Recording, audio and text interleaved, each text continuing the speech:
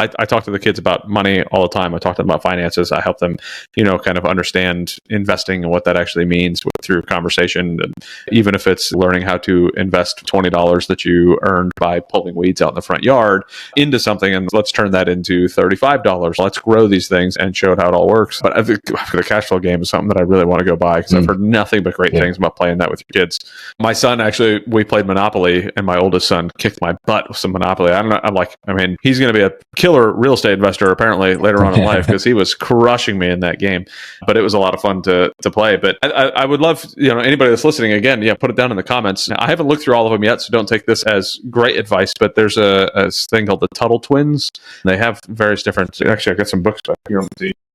I bought them for like the homeschool stuff, but the food truck fiasco. So it talks about these kids creating this food truck and going through all the stuff, and messed up market. It talks about like different market stuff. So then we could talk about, what's going on. They're coming more from a libertarian, very free market type of aspect. And again, I haven't read all of these yet, but it's been good thus far being able to have these conversations about what this looks like and what entrepreneurship looks like and what growing a business looks like. This is why Daddy does what he does. But like the actual tactical stuff is a little bit different. Part of my homeschool this year is going to be to create a vending machine route and try to get a couple of vending machines and teach them supply and demand through that. I can help do some math through the spreadsheets and show them, hey, this is where our money comes and goes on the vending machine side of the house. And so that's one thing I'm going to do. I started off wanting to do houses, and then because I'm a real estate guy, so that's what fit in my brain.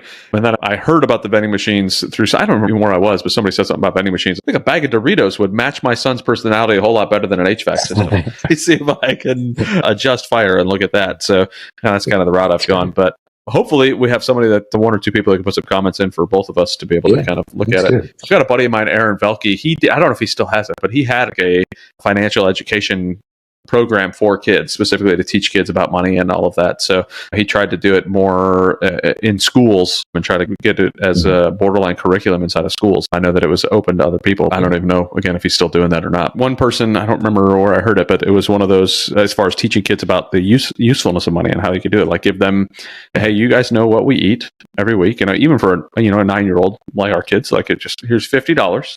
Go walk around the grocery store and see what you could buy for your $50 and kind of understand, what it takes. Like, hey, this is how we earn $50, and then this is what you're spending. So, understanding what the effort it was to be able to get the amount of groceries you have in your cart, just thinking about things a little bit differently. And if you buy 17 boxes of cereal, you already had $50, and now you don't have dinner. You only have breakfast. I mean, granted, I can eat cereal all 3 meals of the day. Don't get me wrong, but but that was another thing somebody recently told me about that I wanted to kind of implement as well. But just to get them thinking differently.